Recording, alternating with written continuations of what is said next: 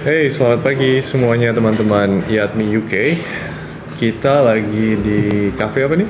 Ini namanya Wet Chef di Egem ya, di Daerah apa nih Bang? Egem. Ya. Egem. Oke, tadi pas nyetir ke sini itu rasanya lumayan posh nih daerah. Lumayan apa ya, ngelihat orang-orangnya itu nih orang-orang yang kayaknya kalau hobinya itu hobi berkuda nih di sini. Ngerti kan? Tipe orang yang hobi berkuda terus siangnya itu main kano, ngerti nggak? Iya, iya. Ya, itu enak banget tempatnya, seru banget. Kita lagi sambil ngopi ya nih. Banyak open space. Iya, space-nya enak dan kita bersyukur banget pagi ini bakal bisa ngobrol sama Bang Joseph Tobing. Nah, kasih Bona. Tapi mungkin sebelumnya saya memperkenalkan diri dulu. Saya Bona Prakasa, saya Ketua IATMI periode saat ini, dan di sebelah saya ada Bang Farid Hadiaman yang baru datang ya dari Azerbaijan. Bang Farid mungkin bisa memperkenalkan diri dulu sekilas. Ya, Tak kenal maka tak sayang. selamat pagi pemirsa IATMI. Aduh, gimana bilangnya, bingung saya juga. Atur aja. Ya, saya baru datang ke UK, kebetulan membantu Bona lah. Oke. Dulu di Azerbaijan juga, saya sebenarnya ketua juga, tapi komisariat Rusia, Kaspia, dan Eropa Timur. Tapi sekarang masih handle juga, karena nggak ada, Belum ada sanction ya? belum ada sanction. Iya, Tapi mudah-mudahan ada kepengurusan baru lah, ada yang mau gantiin saya. Oke. So glad to be here, glad Sure. to be with Bona and Bang Joseph. So terima kasih Bang Joseph, Bona sudah Ya. invite saya. Well, kita kedatangan Bang Joseph yang punya background sangat menarik buat saya terutama. Nggak ada hubungannya sama IATMI ya? Exactly. Maksudnya ahli teknik perminyakan mungkin counterintuitif itu bicara dari backgroundnya Bang Joseph yang notabene adalah hukum, law. Iya, saya background saya hukum. Iya. Iya, betul. Sementara di sini nih teknik semua nih, engineer semua. Tapi itu menurut saya yang sangat menarik Bang, karena seperti yang kita tahu ya Bang Farid ya, dan Abang Farid bisa corroborate saya bahwa industri minyak itu basically sangat integrated ya. Ya, Dan sangat penting untuk ahli perminyakan, praktisi perminyakan itu melihat sesuatu tuh dari sudut pandang yang lebih holistik.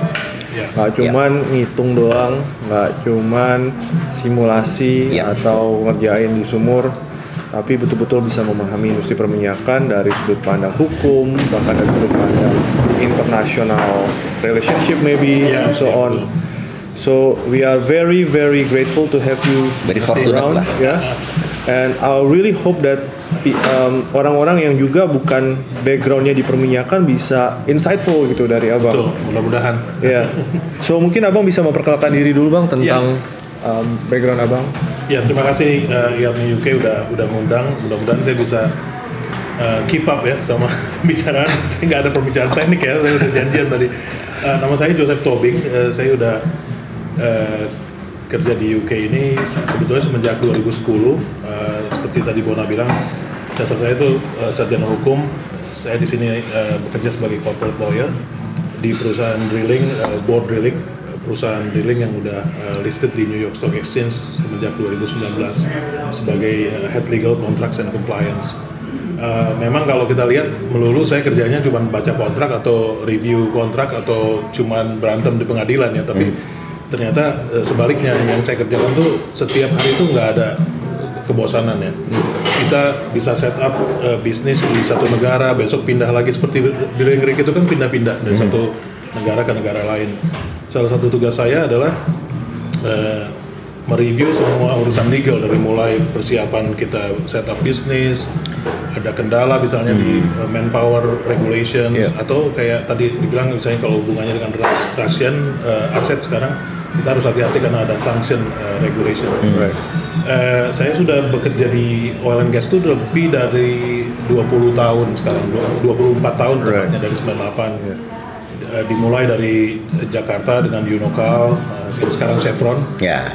Sekarang Pertamina malah. Iya, sekarang Pertamina malah ya. Terus sempat di Balikpapan juga 3 tahun. Oh, alumni Balikpapan Iya, juga. Sama Pak. Karnian. Kita sempat tinggal di Pasir Ridge. Wah, kalau saya enggak Pak. Kalau saya tinggalnya di Wika Pak. Oh, Wika. Jadi kita anak kepiting ya. Ada kepiting dan Dito. Aduh. Munya nih kan. Istilah Balikpapan Kalau munya. orang Balikpapan bukan bilang sekali ya, jadi Itu nah. besar betul. Itu nah. Iya. Betul dah. Ya, itu saya Balikpapan, habis itu saya lanjutkan kuliah ke Dundee di Scotland 2002. Itu nekat, jadi saya pikir ya udahlah sekalian lah saya jadi ambil Petroleum Law and Policy. Oh, menarik ya. Jadi fokus ke Petroleum Law and Policy. Oh, Dundee ke ya. mastersnya. Right. Jadi saya nggak bisa pindah jadi ke tech company, udah nggak bisa, udah salah, udah keburu kecemplung gitu. Iya. Baru habis itu saya join berbagai perusahaan. Setelah Unokal gabung dengan Chevron di 2005, saya sempat join Santos. Habis itu pindah ke Hess Corporation. Right. Baru itu waktu di Hess 2010 saya pindah ke UK. Assignment lah. Untuk assignment. Tapi ternyata waktu assignment itu diperpanjang. Ternyata direkrut secara global sama Transocean. Baru disitulah saya pindah ke the dark side.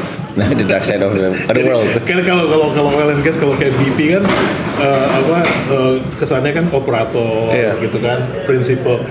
Kita kan Halliburton sama Borr Drilling kan kesannya kontraktor. Anak kontraktor gitu kan. Ya. Nah, 2013 saya join Transocean di Dubai. Oh. Jadi dari UK saya pindah ke Dubai. Kita spend 6 tahun di sana. Iya. 2015 kan oil crisis kan, downturn. Tapi tidak di Middle East tidak terasa ya downturn itu. Tetap terasa karena Transocean akhirnya memutuskan untuk close down semua hub yang besar ya. Mereka lebih fokus di Houston.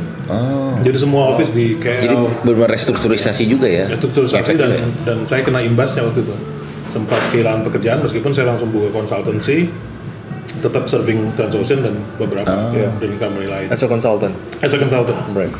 Baru Borr Drilling itu dibentuk 2016 dan itu dasarnya mereka membentuk itu adalah distress assets. Jadi pada saat market downturn banyak aset yang distress kan. Right. Jadi Norwegian businessman gitu. Jadi saya pernah cerita, sorry Pak Jos. Nyantai aja Pak. Odfjell, ya. Itu mirip-mirip nggak? Saya kurang mengerti nih bisnis. Odfjell tuh kalau nggak salah Norwegian juga kan ya? Odfjell Norwegian, tapi Odfjell itu memang udah punya aset. Kalau Borr Drilling itu start from zero, jadi dari nol. Wow. Jadi aset-aset yang distress udah kita ambil sama Borr Drilling. Yeah. Jadi kalau kita kan sekarang lagi tren ya startup gitu. Borr Drilling itu is a startup drilling company. Jadi kita unik. Jadi kita bikin perusahaan dari nol. Ya. Kita ambil aset yang stranded gitu. Dan kebetulan asetnya 15 aset rigs yang Transocean yang punya. Jadi saya juga udah biasa nanganin 15 aset itu. Kan? Iya. Nah baru udah kita mulai dengan 15 itu. Tapi zero experience, zero manpower, zero management level. So the engine is from Norwegian fund lah. It's a Norwegian fund. Kita raise fund di 2016, 2017 waktu ambil aset, dan 2018 kita acquire American company. Kita akuisisi, namanya Paragon, dulunya bekas Noble.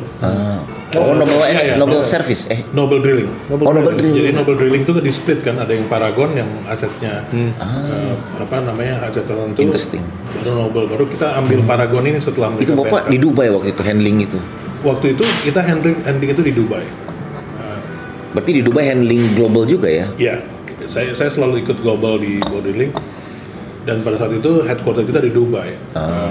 Jadi kita dari awal Pak nggak ada pengalaman. Jadi startupnya di Dubai berarti? Startupnya di Dubai. Ya.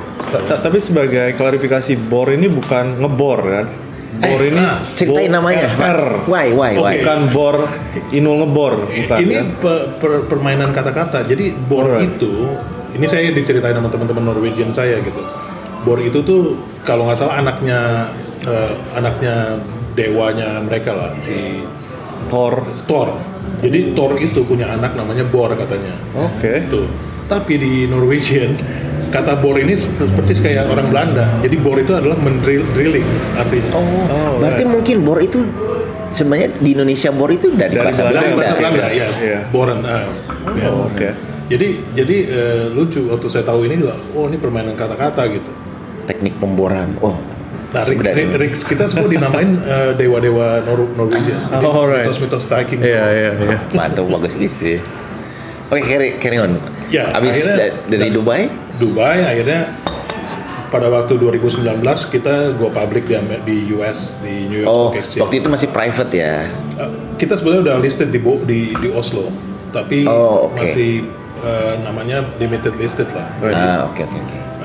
Baru kita IPO Juli 2019. Berarti terlibat IPO juga? Ikut juga IPO. Jadi dalam waktu 3 tahun pertama aja dengan bor udah babak belur semua ya. Semuanya kena. Wow. Dan decide akhirnya supaya lebih dekat ke US, kita ambil keputusan untuk pindahin headquarter di UK. Balik lagi lah kita ke sini. Gitu. Nah, bicara kehidupan nih Pak. Iya. Pernah di Indonesia, terus ke Dundee, terus ke Dubai, terus UK, ya tentunya pernah traveling. Mana Pak yang paling enak? Maksudnya enak barangkali dalam persepsi nyaman lah. As a family, as work. Kalau tanya itu sih gampang, jawabannya Jakarta. Karena kenapa, kita ada driver, ada pembantu, ada babysitter ya kan. Kalau nyaman, kalau masalah nyaman. Tapi kalau kita udah ngomong kerja di multinasional atau kerja global ya, kita kan di luar comfort zone ya. Mungkin Bona lebih ngerti, udah 1 decade di sini, langsung direkrut di sini. Tapi saya beda, karena kalau saya itu belum ngerasain enaknya di Jakarta. Sekarang lihat ke belakang nih, abang udah melanglang buana ya, kemana-mana, mulai dari Balikpapan, Dubai, UK, sempat di Prancis juga, sempat di Belanda juga. Itu, is it a good decisions? Ya menurut saya sih sangat baik ya, meskipun menurut saya decision yang saya nggak akan regret. Right. Gue bisa bilang ya kan jelas saya udah lihat sekarang gitu kan. Apakah waktu itu saya prediksi itu? Nggak juga, karena kita tuh harus hidup dengan adaptasi terhadap unpredictability kan. Nah, tapi all good decision menurut saya. Dengan saya even pertama kali keluar ke Balikpapan 3 tahun itu udah mulai menempa saya untuk lebih adaptasinya lebih bagus gitu. Jadi saya nggak regret at all gitu, menurut saya sih. Dan bertemu dengan orang dari segala macam bangsa ini kan, abang jadi mencoba untuk mengidentifikasi diri sebagai orang Indonesia ya. Iya. Betul. Apa yang membuat orang Indonesia itu punya leverage atau keunggulan dibandingkan bangsa-bangsa lain? Ya, menurut saya itu ada beberapa, tapi yang menurut saya pribadi saya tuh, dan saya bilang sama mahasiswa gitu ya, supaya mengencourage mereka untuk mencoba menjadi masyarakat global. Satu, orang Indonesia itu nggak punya aksen yang mengganggu. Right. Jadi kalau ngomong bahasa Inggris itu orang tetap bisa dengar dengan jelas. Teman kita dari Thai kan susah banget ya kalau kita China itu satu. Meskipun saya juga sekarang kan udah ada YouTube, udah ada berbagai macam cara untuk belajar bahasa Inggris dengan baik. Saya aja kan baru belajar bahasa Inggris waktu SMP, waktu di zaman saya. Terus harus masuk LIA kan. LIA lembaga. LIA Pengadilan lagi jangan. LIA Pancoran. LIA di Pramuka kalau saya. Pramuka, oke. Itu kan udah go to point ya LIA gitu. Tapi bahasa Inggris saya masa bodoh, masalah saya ada logat Jakarta kan gitu, masa bodoh, tapi logat kita tuh diterima. Di office itu diterima logat kita. Terus kedua, masyarakat Indonesia itu bukan masyarakat yang homogen. Dari kita kecil kita sudah heterogen ya. Banyak suku, bangsa, agama gitu yang berbeda. Kita bangun pagi, kita keluar dari pintu rumah kita tuh kita udah beradaptasi dengan berbagai macam perbedaan. Jadi kita udah terlatih lah. Otak kita udah diorientasikan mencoba membuat kita bisa berkomunikasi sama orang itu dengan cara yang terbaik menurut orang yang kita ajak bicara. Mungkin penerimaan kita terhadap perbedaan tuh jauh lebih mudah. Jadi ketika ada sesuatu yang berbeda, it's much easier for us daripada masyarakat yang homogen gitu. Betul. Udah gitu juga satu lagi juga kita lahir tuh udah bilingual kan. Betul. Bukan maksudnya bahasa Indonesia dan bahasa Inggris ya. Kita lahir tuh minimum udah bisa ngomong bahasa daerah kita.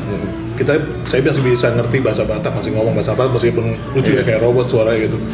Tapi itulah orang Indonesia gitu. Dan itu kan sebetulnya udah unsur awal untuk menjadi ekspat. You have the ingredient. Iya, menurut saya itu dua itu kekuatan yang buat kita gitu.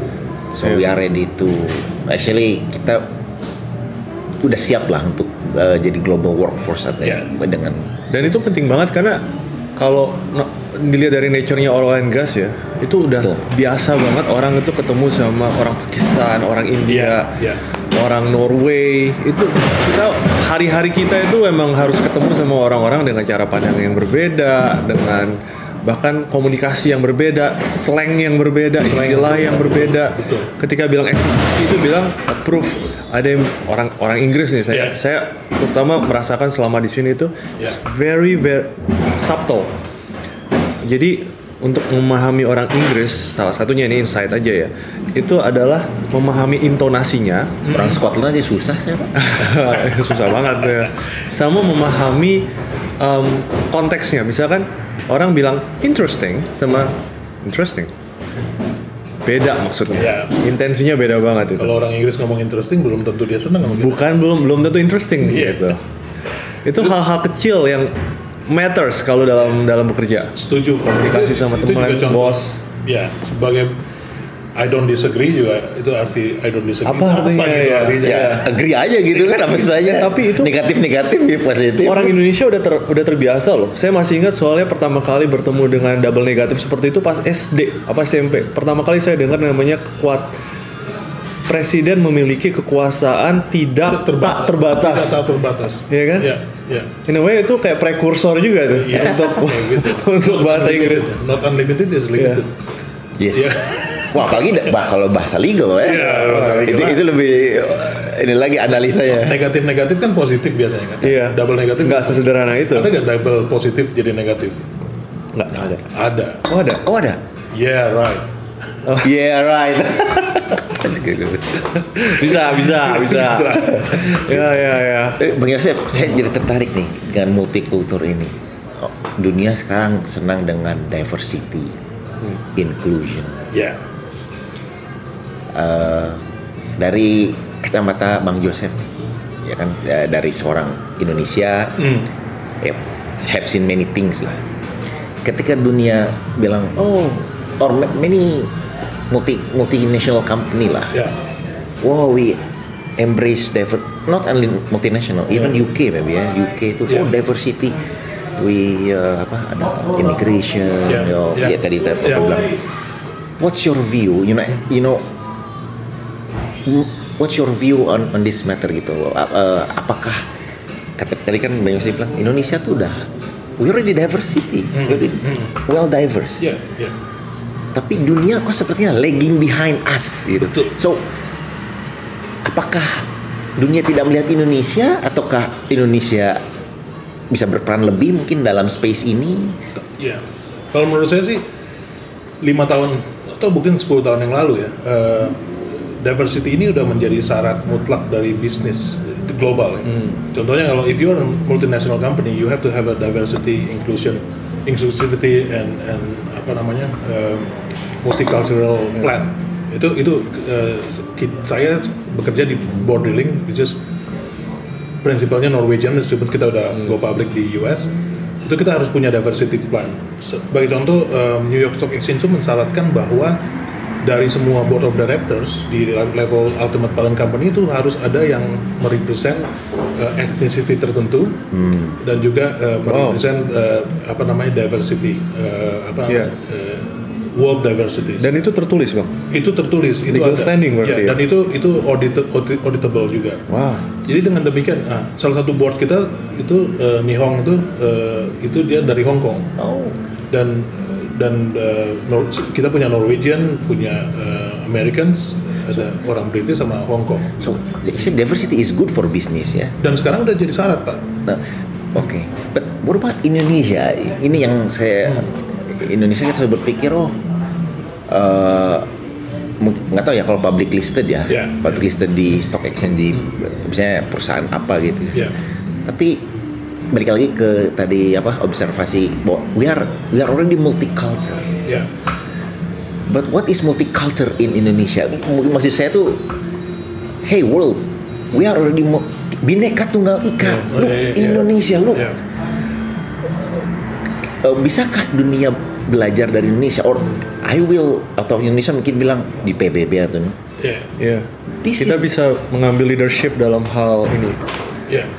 that's what's your review? Apakah we're not walking the talk? Enggak, kalau menurut saya itu bagus. Jadi Indonesia tuh kan kalau kita sekarang lihat ada diversity plan atau diversity program gitu, itu kan ada statement of the company ya. Jadi business statement yang bilang bahwa equal employment opportunity itu kan selalu ada. Saya lihat juga di Pertamina udah ada kok equal employment opportunity. Sekarang udah mulai ya diterapkan. Biasanya itu disatukan dalam fakta integritas lah.